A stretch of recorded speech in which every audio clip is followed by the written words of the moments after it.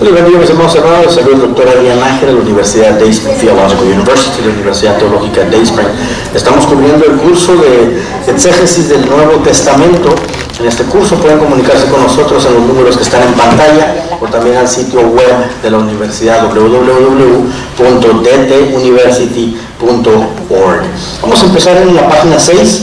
Capítulo 1, Jesús de Nazaret es el centro del Nuevo Testamento. Amén, lo creemos de esa manera y sabemos que es así. Jesús viene siendo el núcleo del Nuevo Testamento, especialmente en profecía. ¿Ok? Dado a que se debe de seguir el mismo patrón del Antiguo Testamento. Sabemos que el Antiguo Testamento fue establecido a través de palabras que Dios da al pueblo de Israel, les habla a través de profecía. Esa profecía que Dios da para establecer el pueblo de Israel en el Antiguo Testamento se debe de seguir el mismo patrón, por ende, por consecuente, se establece el Nuevo Testamento también a través de Jesús mismo, sigue siendo la profecía. Entonces toda profecía debe de apuntar hacia Jesús en nuestra era. Toda profecía debe apuntar hacia Jesús en el Nuevo Testamento. El Antiguo Testamento se establece a través de profecía. Entonces, es profecía donde Dios establece el estilo de vida de Israel en el Antiguo Testamento, pero en el Nuevo Testamento nosotros creemos que toda profecía que se hable, que se dicte, que se presente en el Nuevo Testamento debe reflejar algún fragmento de la vida de Jesús, algún atributo de Jesús, alguna de sus características. Si no está dirigida la profecía del Nuevo Testamento hacia la persona o la obra de Jesucristo, entonces la podemos descartar como emocionalista y como una profecía que realmente viene siendo vana y nada más está tirando al azar ciertas palabras para hacer agasajar el oído de alguna persona o hacerle sentir bien. Jesús es el núcleo del Nuevo Testamento. Toda profecía que se presente en el Nuevo Testamento debe reflejar a Jesús. El Jesús del siglo I es el único que nos guiará a poder conocer a Dios, el Jesús que conocemos aquí en el primer siglo. Jesús constituye la presencia de Dios para cada hombre en todo tiempo y en todo lugar. Solo entrando en relación con Él, como Jesús, es que podemos conocer a Dios y acceder a la plenitud que Dios nos quiere ofrecer de sí mismo. Y estuvimos hablando en el libro en la sección pasada, en el libro de los Hebreos, que esta luz que se le otorga a Jesús es lo que se nos permite poder conocer entonces el Evangelio, la luz, Argelia, Evangelio. Entonces a través de este Evangelio es que nosotros podemos conocer a Dios a través de Jesucristo. No es posible reconocer a Jesucristo si hoy no nos adentramos en el Jesús del siglo I, el que anduvo por los polvorientos caminos de Palestina. Y para poder comprender realmente la brecha de lo que el gentil normalmente llamaría la separación del Antiguo Testamento y Nuevo Testamento, que no existe realmente ninguna diferencia aquí, debemos de conocer la mentalidad del judío sufriente, del pueblo de Israel, del pueblo hebreo, cuando sufre.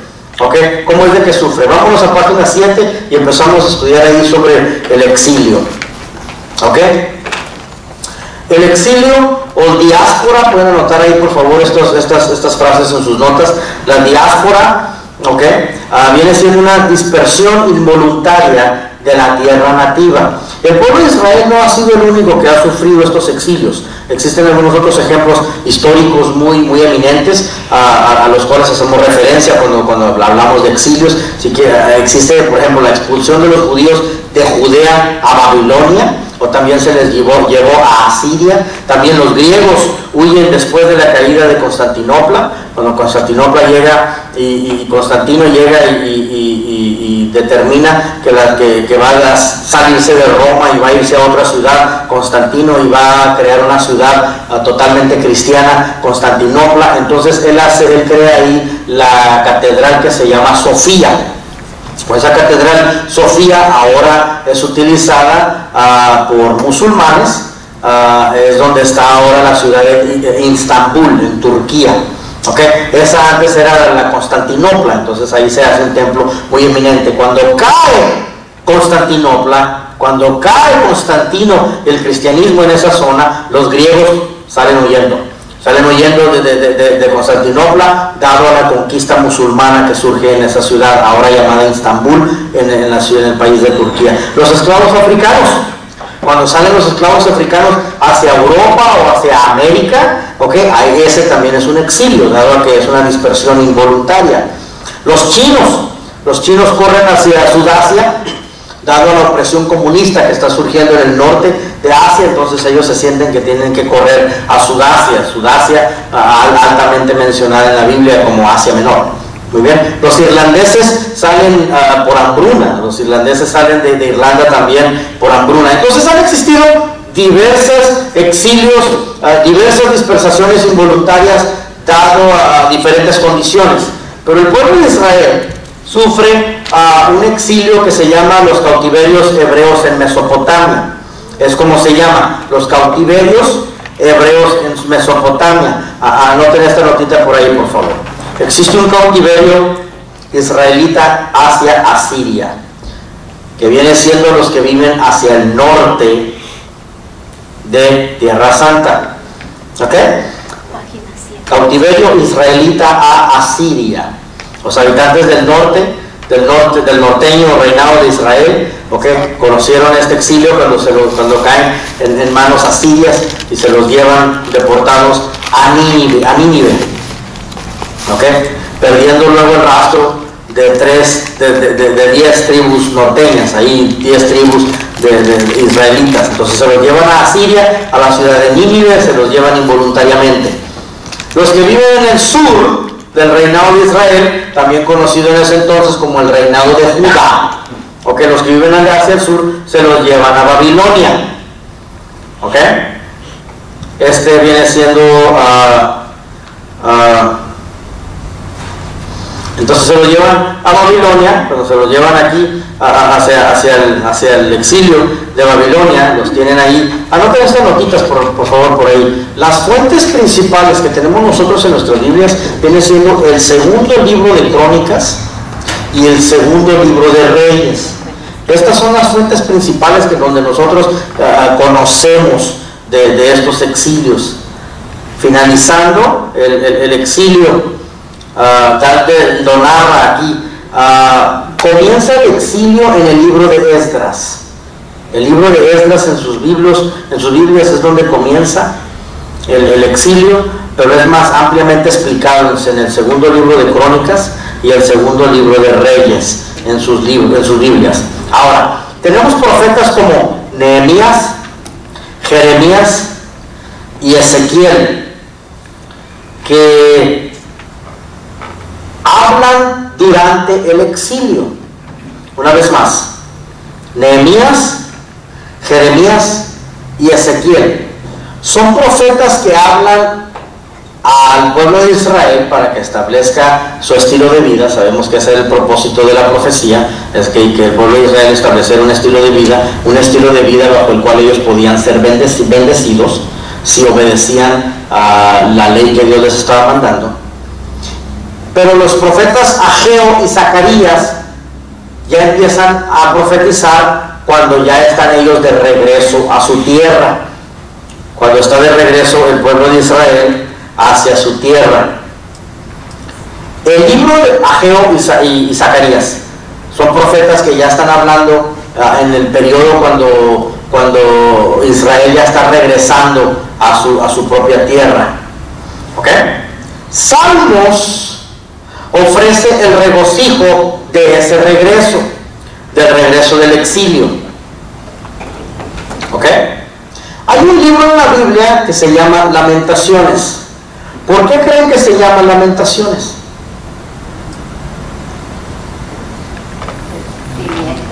Exacto, porque son la expresión del pueblo de Israel de los lamentos que se vivieron durante el exilio, durante el cautiverio de ellos en estas otras ciudades. Así que Lamentaciones tiene el nombre de lamentos, Lamentaciones. Ahora, en los estilos literarios del libro de los Salmos hay muchas lamentaciones. Estas lamentaciones del libro de los Salmos están ampliamente conectados con el libro de Lamentaciones, que puedes encontrar muchos términos o muchas similitudes paralelas aquí de las Lamentaciones explicadas en el libro de los lamentos, explicadas en el libro de Lamentaciones, junto con el estilo literario de lamento del libro de los Salmos. Están conectadas estas lamentaciones. Entonces, una vez más vuelvo a repetir todo lo que dije. El libro de Esdras es el comienzo del exilio. Durante el exilio, profetas como Nehemías, Jeremías y Ezequiel son profetas que hablaron durante el exilio, y ya los profetas que le hablaban al pueblo de Israel de parte de Dios, el regreso era Ageo y Zacarías. El libro de los Salmos ofrece el regocijo de ese mismo regreso, ya cuando están hablando Ageo y Zacarías, y el libro de Lamentaciones es durante, son los lamentos que ellos están sufriendo durante. Ahora, escuchen esto por favor. Elías e Isaías son profetas que hablaron de que el exilio sería la secuela, la consecuencia de la desobediencia de Israel. Elías y Isaías son profetas que previamente a los exilios traían oportunas advertencias, ¿ok? Advirtiéndoles que ellos iban a ser conquistados y esclavizados si ellos no obedecían la palabra de Dios. Entonces existe ahora, anoten esto por favor por ahí, interpretación providencialista. La interpretación providencialista nos dice que realmente el pueblo de Israel merecía peor suerte, porque fueron oportunamente advertidos por Elías y por Isaías. Segunda de Reyes, capítulo 24, versículo 20, se los puedo leer. Anoten estas dos citas bíblicas por ahí. Yo les voy a leer una de ustedes, una de ellas, y ustedes van a leer otra. Pero yo les voy a leer la Segunda de Reyes 24, 10 al 17. En aquel tiempo, los servidores de Nabucodonosor, el malo, ese era el malo, era el rey de Babilonia, subieron contra Jerusalén, y la ciudad fue sitiada. Y llevó en cautiverio a toda Jerusalén, y todos los magistrados y todos los guerreros valientes, un total de 10,000 cautivos, y a todos los herreros y artesanos. Ahora, debemos poner esta nota por ahí, por favor. La razón de tomar los herreros y los artesanos es porque tienes que dirigirte a la capacidad de liderazgo. Tienes que dirigirte al liderazgo que puede armarte una revuelta. Si quieres tomar un país, tienes que llegar a su gente más eminente. Entonces la mención ahí en 2 de Reyes 24, 10 al 17, de mencionar de que se llevan a los herreros y a los artesanos, es porque se estaban llevando a las personas que eran más, que los que tienen empleo, los que tienen alguna carrera, los que pueden causarte revueltas, ¿ok? A la fuerza dirigente que es capaz de liderar y hacerte una posible revuelta. Muy bien, no quedó nadie excepto la gente más pobre del pueblo de la tierra. ¿Por qué? Porque el pobre no tiene ninguna deseos de seguir adelante, no va a luchar, no va a pelear. El rey de Babilonia proclamó rey en lugar de Joaquín a su tío Matanías, y cambió su nombre por el de Sedequías. ¿Puede leernos, Gabriel, por favor? Segunda de Reyes, capítulo 24, versículo 20. Segunda de Reyes, capítulo 24, versículo 20, por favor. Lo debía haber anotado en mis notas, pero no lo hice. Adelante. Entonces la ira de Yahweh vino contra Judá y contra Jerusalén, hasta arrojarlos de su presencia. Después Sedequías se sublevó contra el rey de Babilonia. El rey Ciro llega y conquista, es de Asiria. Primero Nabucodonosor los tomó. Fue Nabucodonosor el que los tomó primero y fue el que se los llevó hacia Babilonia. Llega el rey Ciro después, conquista toda la zona, No le gusta al rey Ciro que ellos estén en esas condiciones.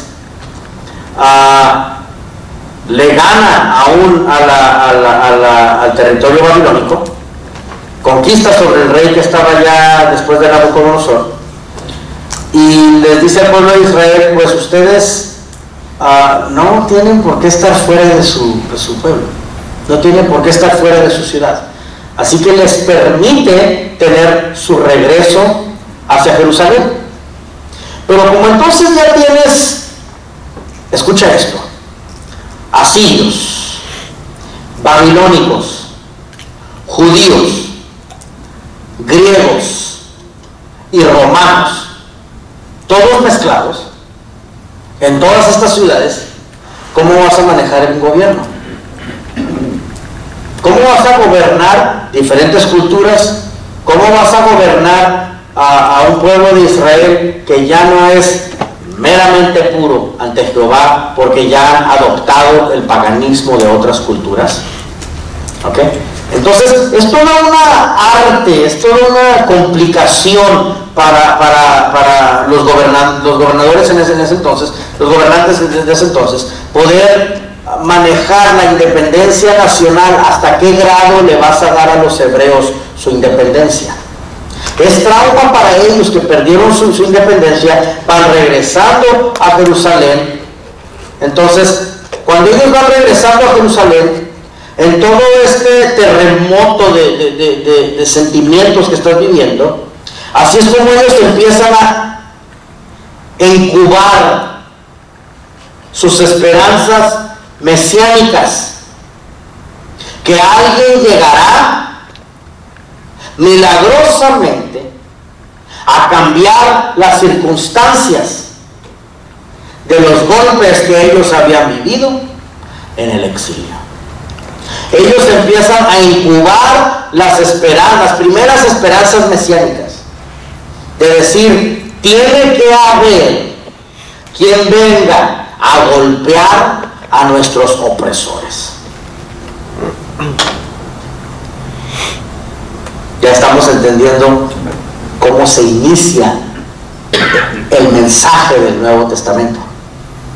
El mensaje del Nuevo Testamento tiene su nacimiento en estas esperanzas, en estos deseos del pueblo de Israel, que alguien venga a hacer justicia de todo lo que nosotros hemos sufrido.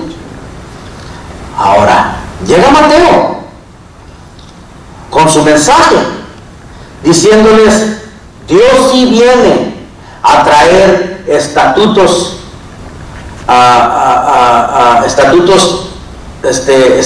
no de venganza, perdón, sino Dios sí viene a traer estatutos de nueva composición gubernamental para ustedes.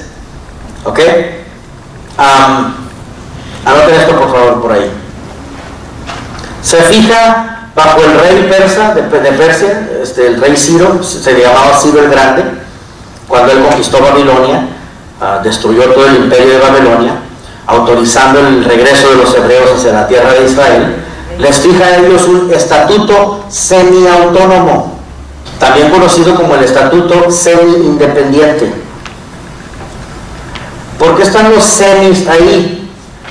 Porque se les puede dar autonomía religiosa, pero no se les puede dar autonomía política, ni tampoco su propio territorio.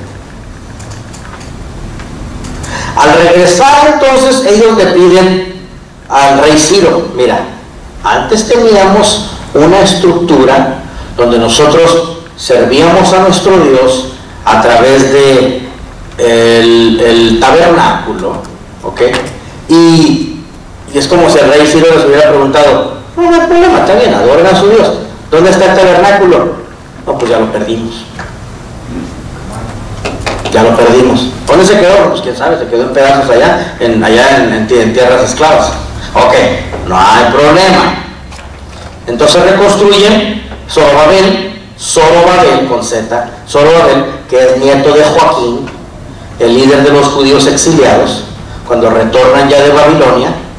Zorobabel les permiten entonces fincar un templo. Pero como ya no puede ser tabernáculo con, ustedes saben, el lavacro, la parrilla para poder quemar el animal, rociarlo en las cuatro esquinas de los cuernos y rociarlo en el piso. Entonces entra el lugar santo, donde está la mesa de panes, donde está el candelabro, ¿sí me entienden? Entonces ya entra el lugar santísimo, donde está la arca del propiciatorio. Como ya no pueden tener la estructura del tabernáculo, entonces deciden fincar un templo. Ese templo entonces ya es la llegada de la sinagoga. Y en la sinagoga ya tenemos, ya se va a parecer más como a tu congregación, ¿ok? Ya tenemos grupos congregantes que ya se están reuniendo en grupos y no en sacrificios de sangre presentados por un sacerdocio. Aquí da el nacimiento a lo que tú conoces en tu estructura, lo que nosotros conocemos con la estructura, como la comunidad congregante en una sinagoga. Ya vamos encaminados hacia los libros del Nuevo Testamento, que vamos a cubrir después de la iglesia. Ya entonces entendemos cómo caemos en esta nueva estructura, porque regresa del exilio y tienen esperanzas que alguien va a tomar venganza por ellos, pero al mismo tiempo no pueden tener autonomía política ni territorio propio, pero lo único que se les permite tener es autonomía religiosa. Ciro les permite poder reconstruir un templo, Zorobabel es el que lo hace, pero ya no puedes tener entonces la estructura del tabernáculo del Antiguo Testamento. Ahora lo único que puedes tener es una comunidad congregante en un estado semi-autónomo, donde puedes entrar y ¿qué vamos a hacer ahora? Que tenemos que inventarnos una nueva manera de adoración. No podemos hacer más que leer las escrituras que hemos tenido, que hemos resguardado a través de los años. Así que en esta sinagoga se entraba a abrir los rollos y nuestra adoración era que nos leyéramos las escrituras de los rollos los unos a los otros. Se parece a nuestra congregación, ¿verdad? Ya nos estamos acercando a cómo nosotros vivimos el día de hoy. Ahí tiene el nacimiento ya la comunidad congregante. Y se les llamaba comunidad congregante porque entonces, ¿cómo le vamos a hacer con los que están en las aldeas para que vengan a esta comunidad congregante de nuestra sinagoga? Ok, pues, ¿qué si no necesariamente tienen que entrar a la sinagoga? Que si les permitimos sus comunidades congregantes en sus casas. En sus casas donde ellos están pueden ser comunidades congregantes. Perfecta plataforma para los discípulos de Jesús. Perfecta plataforma porque el gobierno nos está permitiendo tener estas comunidades en diferentes localidades y que no necesitan supervisarnos exclusivamente bajo un solo templo, una sola sinagoga. ¿Ok? Pues vamos a ser los que controlamos qué es lo que se enseñe en esas comunidades,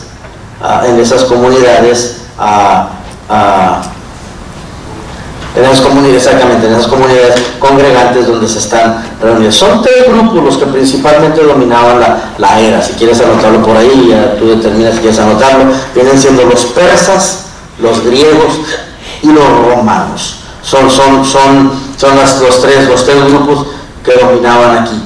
Muy complicado para gobernar en ese entonces, porque tenías diferencias culturales, tantas diferencias culturales. Tenías a un Israel muy golpeado que estaba de regreso a su tierra nativa. Venían con una mentalidad de saber adorar de acuerdo al tabernáculo del Antiguo Testamento. Tienes tienes muchas lamentaciones entre ellos, ¿ok? Muchas lamentaciones entre ellos que venían dominando, que venían influenciando su actitud y su necesidad mesiánica. Pero desafortunadamente esa necesidad mesiánica los llevaba hacia un deseo de venganza. ¿Ok? Anoten esta parte por ahí, por favor, de las lamentaciones de ellos. ¿Ok? El género literario del libro de Lamentaciones, en el Antiguo Testamento, el libro de Lamentaciones, se llama poesía hebrea. Poesía hebrea acróstica o acróstico. Acróstico significa cruzado. ¿Ok?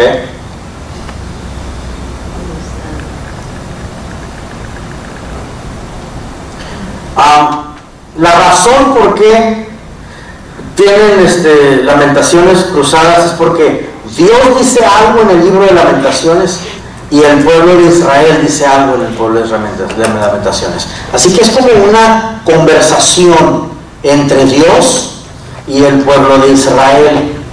El pueblo de Israel dando sus lamentaciones y Dios respondiendo: yo no quiero que ustedes sufran. ¿Ok?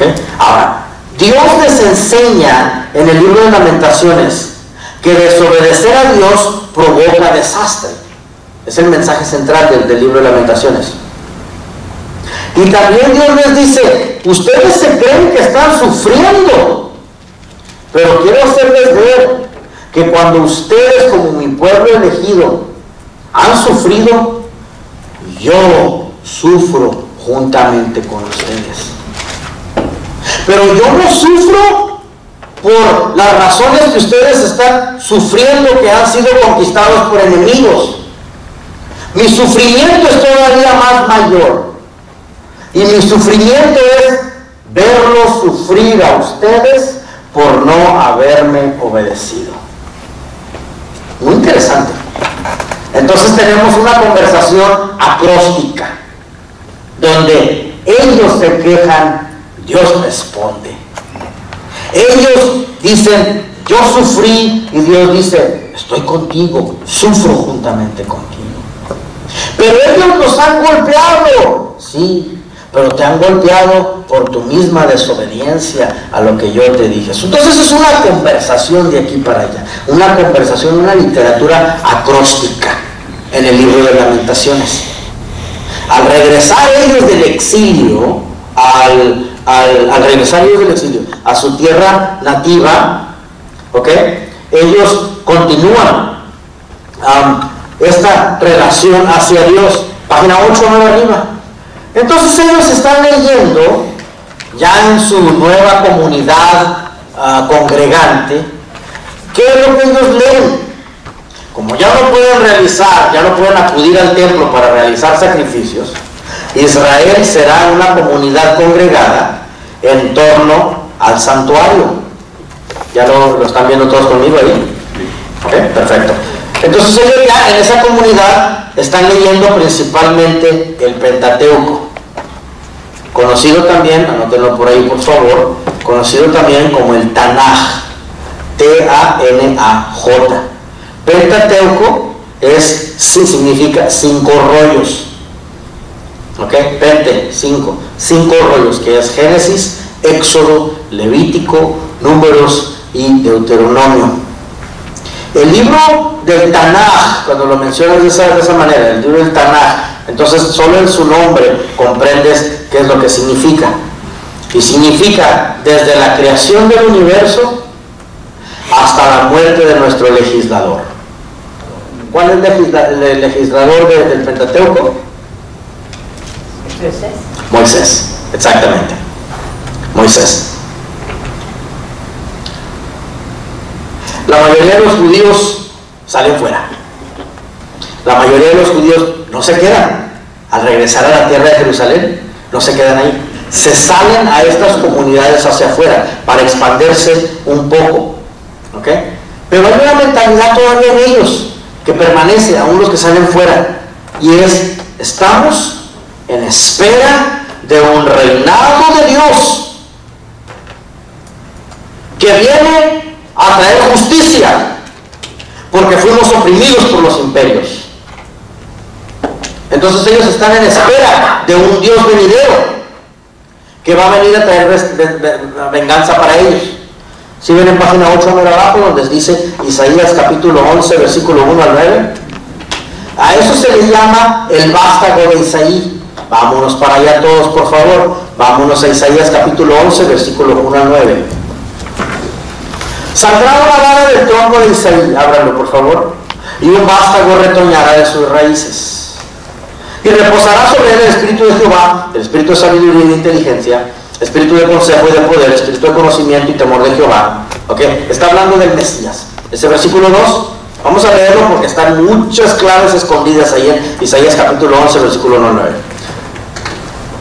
Y le hará entender diligente en el temor de Jehová.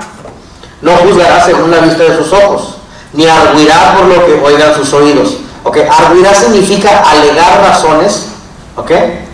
Alegar razones o argumentos en favor o en contra de alguna opinión. ¿Okay? O sacar algo en claro. Eso es lo que significa arguir. ¿Okay? Sino que juzgará con justicia a los pobres y arguirá con equidad por los mansos de la tierra y herirá a la tierra con la vara de su boca, sino que juzgará con justicia a los pobres. ¿Okay? Y herirá la tierra con la vara de su boca, con el espíritu de sus labios matará al impío, y será la justicia cinto de sus lomos y la fidelidad ceñidor de su cintura.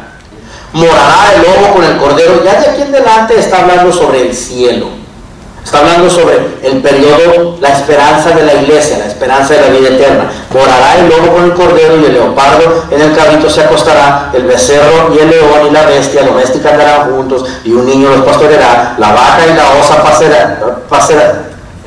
pacerán, sus crías se echarán juntas, y el león como el buey comerá paja, y el niño del pecho jugará sobre la cueva del áspid, y el recién destetado extenderá su mano sobre la caverna de la víbora. No harán mal ni dañarán en todo mi santo monte, porque la tierra será llena de conocimiento de Jehová, como las aguas cubren la mar. Estamos viendo que el versículo 6 al versículo 9 son la vida perfecta que queremos vivir.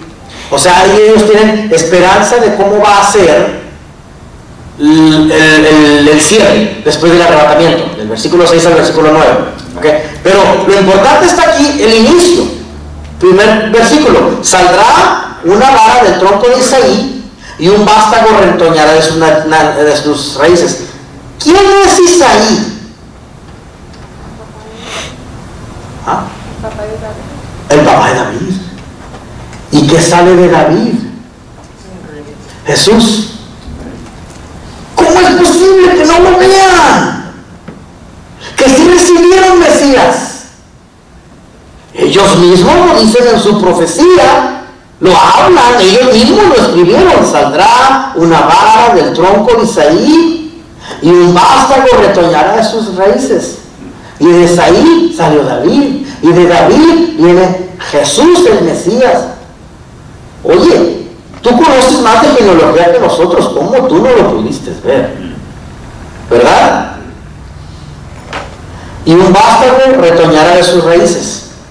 Miren, para que un vástago retoñe, primero tiene que ser cortado. ¿Ok? Ahora, al decir, y un vástago retoñará de sus raíces, es que la rama fue cortada. El exilio. Fueron cortados de su raíz. Y retoñó. Así que de las raíces de ellos saldría el Mesías, que es Jesús, después de haber sido recortada la rama. Así que después del exilio retoñó inmediatamente después el Nuevo Testamento, cuyo mensaje es el Mesías, Jesús. ¿Cómo no lo puedes ver? El tronco de un árbol que ha sido cortado, la descendencia languidecería, ¿ok? Saldría. En inglés, me gusta la versión en inglés porque cuando lo lees en el libro en inglés, miren, algunas versiones no necesariamente dicen vástago, Algunas versiones todavía te lo dan más claro. Algunas versiones dicen el renuevo de Dios, que es Jesús. Ahora, la Biblia en inglés, nuestras Biblias en español, cuando dice vástago, tiene la B chica en minúscula. Pero la palabra, la Biblia en inglés, tiene para la palabra vástago branch. Branch, que es una rama. Pero tiene la B en mayúscula. Y solo, the branch, como rama, pero en mayúscula la B. Y solo los nombres de personas son puestos en mayúscula. Así que al decir, the branch that's been cut off, la rama que ha sido cortada, y poner B, branch, en mayúscula, está denotando, apuntando hacia una persona, como no lo pudieron ver. Amén. Anoten esto por favor por ahí, 3 citas y ya nos vamos al otro receso. Jeremías capítulo 23:5 nos habla del renuevo justo. Y todo esto es Antiguo Testamento, el renuevo justo. Al pueblo de Israel se le da profecía durante el exilio, que tendremos renuevo justo. Y luego Zacarías 3:8, otro profeta, todavía lo habla más claro: mi siervo el renuevo. Lo dice Zacarías capítulo 3 versículo 8. Zacarías también, pues Zacarías 6:12 dice: el varón cuyo nombre es el renuevo. Ya, oye, ya más claro que eso ya no se puede poner. Cuando llega Isaías 4:2 nos dice el renuevo de Jehová. Isaías 4:2, el renuevo de Jehová. Mis amados hermanos, soy el doctor Adrián Nájera de la Universidad Teológica de Spring. Les agradecemos esta mañana por estar conectados a nuestra transmisión. Amén. Pueden comunicarse con nosotros al número que tienen en pantalla, o también conectarse al sitio web www.dtuniversity.org. Dios me lo bendiga. Regresamos para la siguiente sección.